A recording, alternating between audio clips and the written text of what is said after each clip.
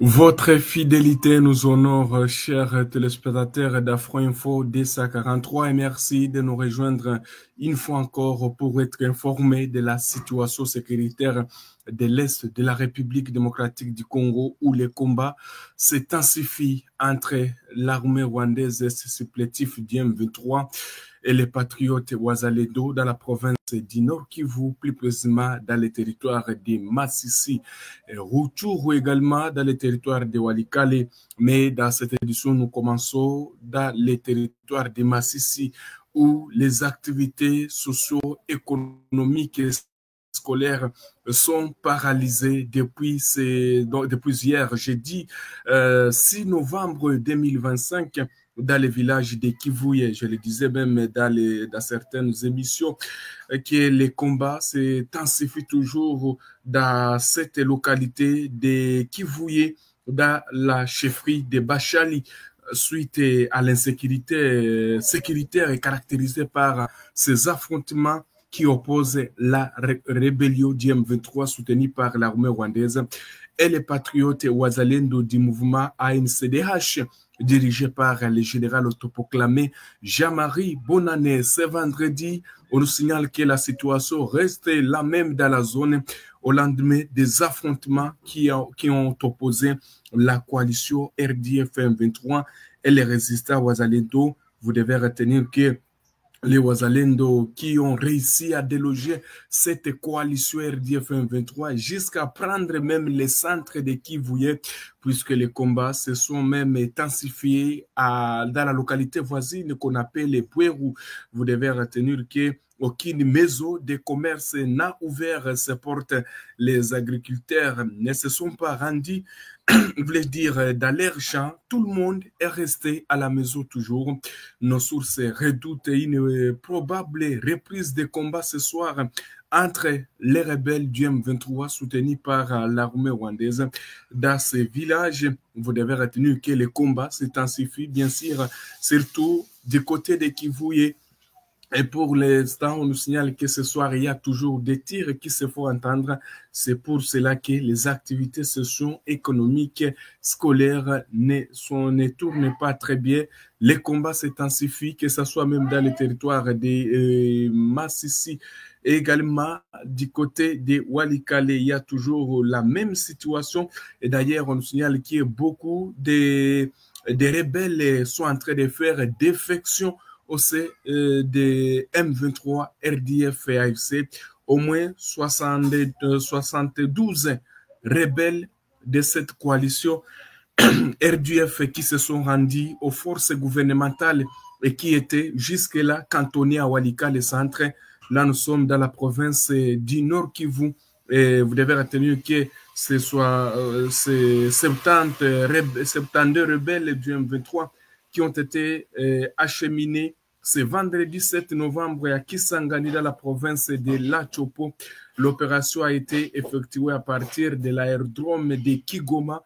Là, nous sommes à Walikale centre. Alors, selon les porte-parole de la 34e région militaire, les majors Dieudonné Kasereka s'est rendu, ont décidé d'abandonner la coalition RDF 23 après la pression qu'exercent les forces gouvernementales appuyées par les Ouazalendo sur les positions de la coalition RDF dans plusieurs localités du territoire du Nord Kivu.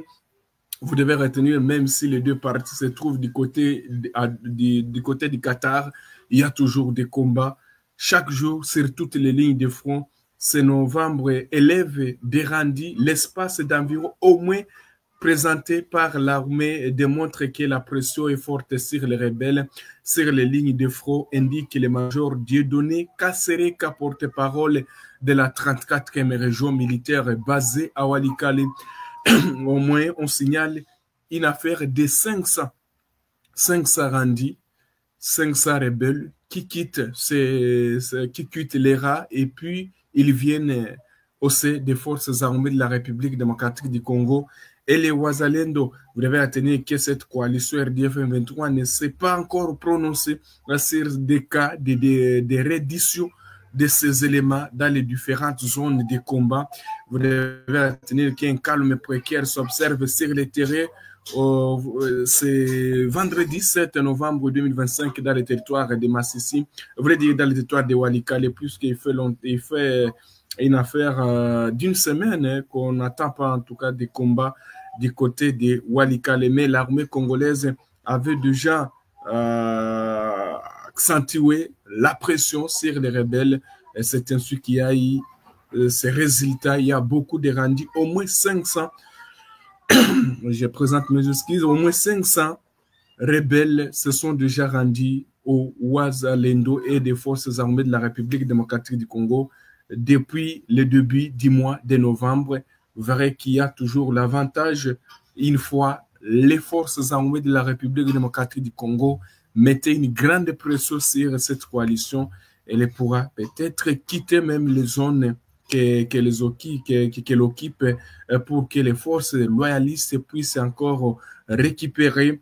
Mais sur les bras, il y a les affaires de cessez-le-feu, déplorent certains acteurs de la société civile, alors que cette coalition continue à renforcer toujours du côté de Walikale. D'ailleurs, il y a la société civile qui a alerté ce vendredi 7 novembre 2025 que les rebelles seraient en train de se renforcer du côté de Boulé-Oussa. Alors, dans le territoire de Rutshuru, il y a aussi des combats qui s'intensifient entre les rebelles du M23 soutenus par l'armée rwandaise et les Wazalendo. Et comme je l'ai toujours dit, les premières victimes sont les civils. Au moins 4 personnes ont perdu la vie et 7 autres blessés lors d'incursions successives d'hommes armés au cours des 2 dernières nuits dans les agglomérations de Katiru, situées dans la chefferie de Bwito, au territoire de Rutshuru, rapportent des sources locales ce vendredi 7 novembre 2025. Selon les sources de notabilité locale, des hommes armés non identifiés ont attaqué les unités de cette coalition RDF 23 qui occupe la zone. Lors de l'incursion de la nuit d'hier jeudi à ce vendredi, un civil a été blessé par balle à la tête. La nuit précédente, donc de mercredi à jeudi, 5 personnes ont perdu la vie, dont 4 civils et 6 autres blessés. Un combattant des rebelles du M23 aurait aussi également perdu la vie. Plusieurs blessés ont été admis au centre de santé de référence de Katiru. Vous devez retenir que les affrontements qui opposent la coalition Wazalendo de CMC Bar-Nyatura continuent toujours à faire mal aux rebelles du M23 dans les territoires de Rutshuru. Alors, on reste toujours dans les Rutshuru pour parler de Katiru qui est au cœur des combats qui opposent depuis plusieurs mois les rebelles de l'AFC M23 soutenus par l'armée rwandaise Wazalendo du collectif de mouvement pour le changement CMC Nyatura. Ces affrontements ont provoqué les déplacements massifs des populations vers Mweso et Goma. Les habitants restent sur place et vivent dans une précarité extrême, exposés quotidiennement aux violences armées et aux faits croisés des belligérants. Vous devez retenir que les 2 parties se trouvent du côté de Doha, mais beaucoup de questions se posent par certains observateurs. Est-ce que peut-on attendre une solution à Doha au niveau du Qatar, où il faudrait faire la guerre pour récupérer toutes les localités perdues? C'est une question que beaucoup de gens sont en train de se poser, puisque les 2 parties, ça fait plusieurs mois que les 2 parties sont en train de se rendre du côté de Doha, mais jusque-là, aucun résultat. Merci beaucoup à tous nos téléspectateurs qui nous ont suivis dès le début jusqu'à la fin de cette édition. Vous étiez nombreux dans les 26 provinces de la RDC à Ndehor.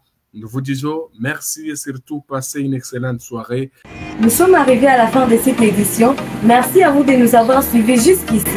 Si vous avez apprécié ces contenus, n'oubliez pas de vous abonner à notre chaîne, d'activer la cloche de notification pour ne rien manquer de nos prochaines vidéos. Likez et partagez cette vidéo. On se retrouve très prochainement. À bientôt.